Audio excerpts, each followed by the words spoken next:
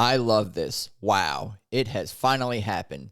This was a long time coming. A special day to celebrate one of the greatest Mets of all time with an honor well deserved. Can't wait to dig into all the festivities, recapping a special day for a very special Met.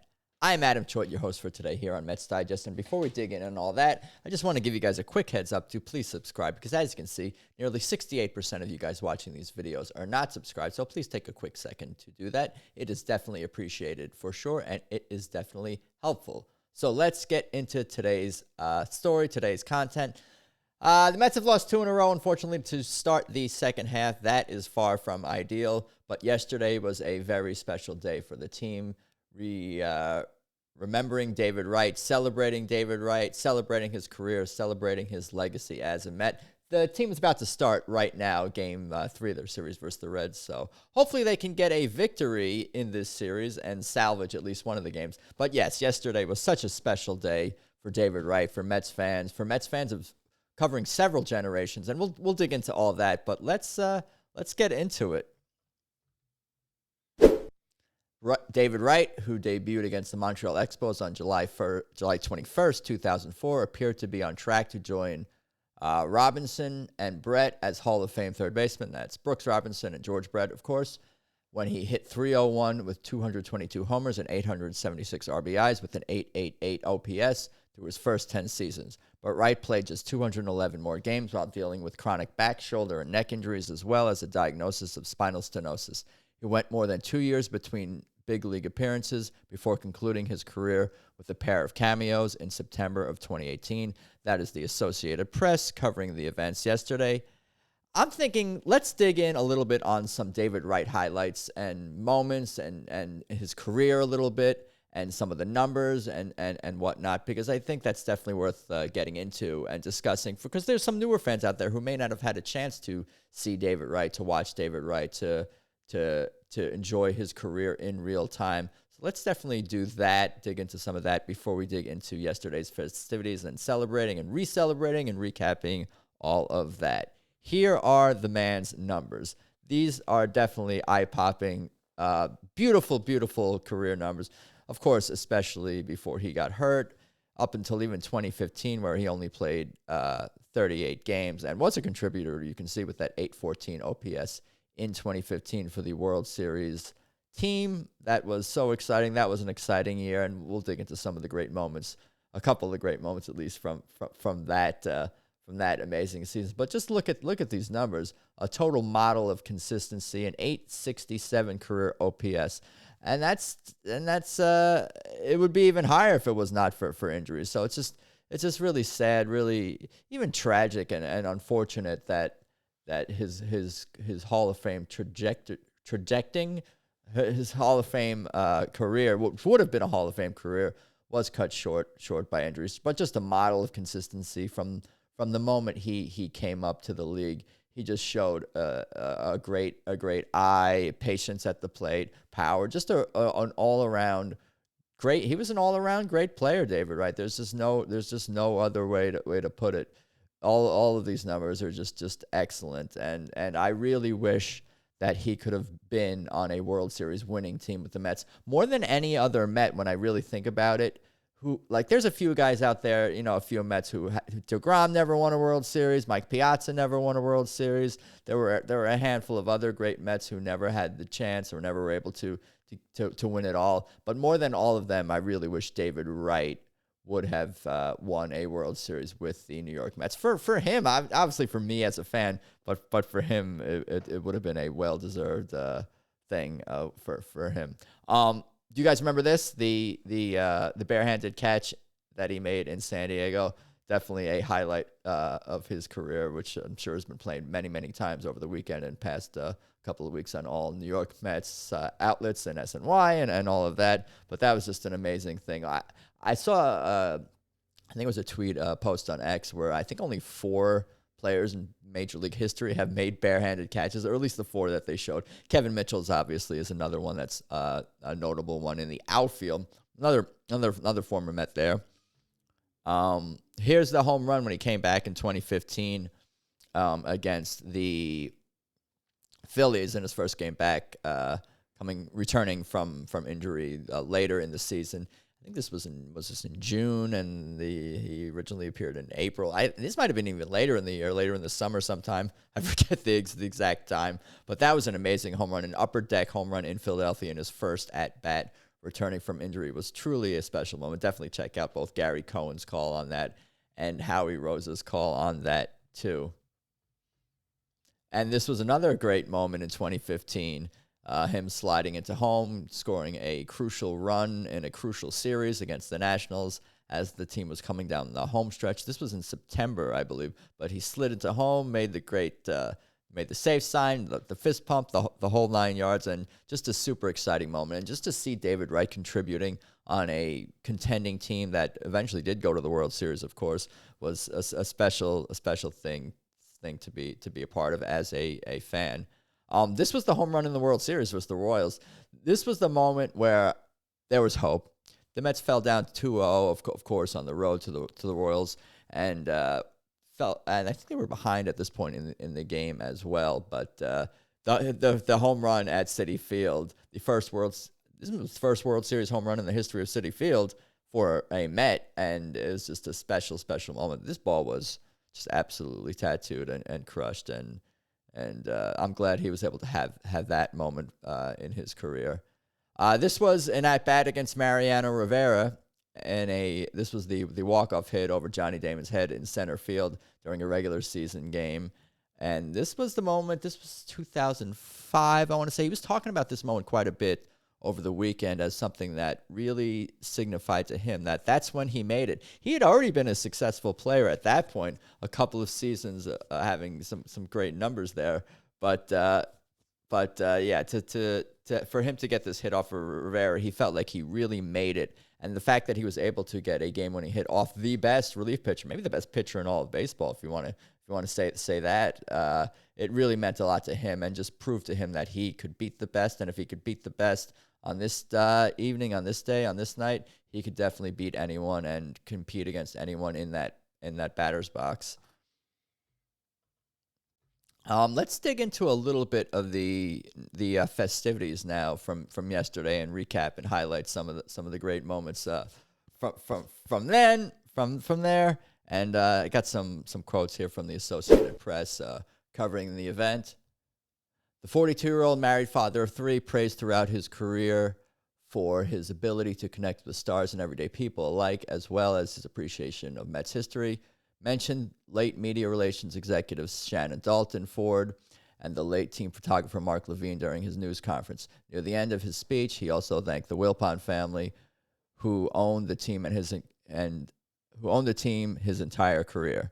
It was a sort of a humorous moment during the speech yesterday on the field where he mentioned the Wilpon because he's just so classy, and I'm sure he knew that was not going to get a favorable reaction from the fans. But I found it comical that the fans were booing booing the Wilpons as expected, certainly.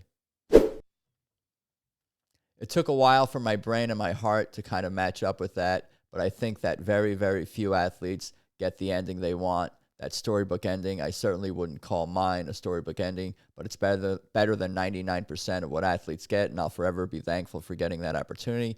If you would have told the young David Wright to close his eyes and imagine this day, I would have said, "You're crazy. No way. Impossible. Thank you so much for allowing me to live out my dream in front of you each night. I love you so much. Let's go Mets."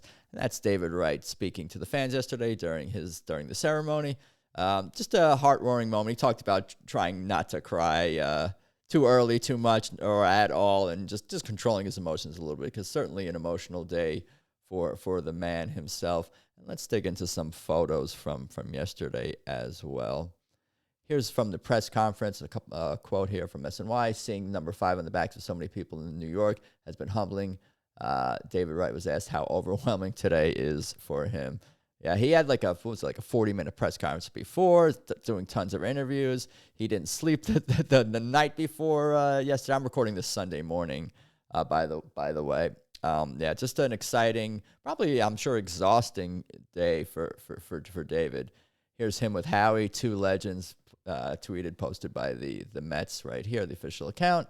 Yeah, two of my favorite Mets related personalities, players, broadcasters in history. Just it's a special fan base. It's a special team to be a part of as a fan. This New York Mets team. Not as much success as some other franchises. Still looking for that World Series, the first one since '86. But we're lucky to have witnessed the career of David Wright and to have we know we have the best radio booth and the best TV booth in the business and just great personalities and good dudes to follow as well. Of course, Howie Rose right here enjoying the day with David Wright. Here's David with Brandon Nimmo before the game. Brandon is congratulating David ahead of his jersey retirement, sharing a moment before that occurred. This is SNY _ Mets account. They asked, I think it was Steve Gelbs asked David Wright who are his favorite Mets or which Mets does he see as the best leaders, and he mentioned Lindor, Francisco Lindor, is someone who always is there. Even if Lindor's 0 for 3 in a game or 4 in a game, is always the first person at the top dugout step to greet someone after they make a great defensive play or get a clutch hit or a big home run or whatever the case may be. And that's an example of leadership. And he also mentioned Nimmo as someone that he wants his kids to emulate in terms of how they approach playing sports, just always hustling, always going full tilt. Of course, Nimmo runs pretty much full speed to first base, even after a walk. So Nimmo and Lindor are a couple of David Wright's favorite Mets. And it's not that he doesn't like the other players on the team, but those are the guys that he said he had the most personal, a connection to in real life. He has obviously somewhat of a relationship with Brandon Nimmo since there was overlap. And Lindor, he's from what I gather, has developed somewhat of a friendship with as well. What else do we got here? They put out, of course, the golden third base, a nice touch by the Mets organization yesterday in celebration of David Wright. This is from Metsmerized. Very cool to see that. And there it is right there, the retired number, the number 5, him looking at it. Beautiful to see up there for sure. And look at that, a nice little bonus moment there. There's David with his wife and his young son Brooks, who also got a Mets Hall of Fame jacket as well. Perfect fit for both of them, certainly. But yeah, what a great day. What a great celebration for David Wright. David was just a great Met, great person. He's someone who really bridged the gap from fans. Most young fans, significantly younger than me, know him. Older fans, they definitely followed his career as well. He really did bridge the gap from even the late 90s, early 2000s Mets to even some of the current Mets of today, like Brandon Nimmo mentioned earlier. This is something Gary Cohen mentioned during the broadcast, that David is the only Met player, broadcaster, whatever you want to say, to spend his entire professional career with the organization, with the Mets. Piazza played with different organizations. Of course, Willie Mays played with different organizations. Jackie Robinson never played for the Mets. Tom Seaver was traded and played for a couple of other organizations, the Reds and White Sox and Red Sox. But David was a Met through and through, is a Met through and through, and that's something. That's why they better keep Alonso and keep Pete Alonso and sign him. So there's the similar trajectory with him in terms of the David Wright getting your number retired by and playing for just one organization. But yeah, just a great day overall. David's just such an honest dude. He never ran away from questions from the media, even in 2007. Very painful season for him, for Mets fans, for the organization. Blowing a 7-game lead with 17 games to go versus the Phillies, but definitely a lot of great highlights, and we talked about some of those. And it's just he would have been a actual Hall of Famer, a Cooperstown Hall of Famer, and it just appreciate David. I just appreciate David Wright, appreciate his career, appreciate all the effort he put into trying to get his best to get back when he had all these terrible injuries later in his career. He's just a zen dude, a great leader, and we could almost see David Wright as a youngster coming up and being so great with the media and being a team leader and somebody that others gravitate towards right away. We almost can ask ourselves, how come I'm not like that? I'm older than David Wright. I'm not more as mature as Zen, able to handle things the way he had, he did and does throughout his life and career. And it's not so much about us. It's a comment more about his greatness and who he is as a person. So David Wright, just a special dude, had a special career. What a special day yesterday. I can't use the word special more to describe him. It's all definitely earned and deserved. And and so many great memories. I'm gonna wrap this up soon, but so many great memories. Even I talked about bridging the gap, but really bridge the gap between generations and sort of symbolically through having a career at Shea Stadium and also a career, and that World Series team was with the 2015 Mets, who of course played at Citi Field. So he bridged the gap between different ages and generations and between stadiums. I can't help but think that the Great Wall of Flushing, when the fences were higher and further back in left field, and also pretty much further out all around the stadium, that really did hurt his career. I almost wonder if he hurt his back trying to hit home runs at the original Citi Field with the dimensions. But that aside, what a great player, what a great career. I appreciate David Wright, the man, the person, the player, always hustled, always was a great leader. But that's pretty much all I got on David Wright and David Wright Day. What do you guys think? What are your favorite moments of David Wright's career? What do you think of the ceremony yesterday? So many moments that I didn't get into. All the ex-Mets there, and Reyes, and Josh Satin, and McEwing, and Cliff Floyd, and Terry Collins.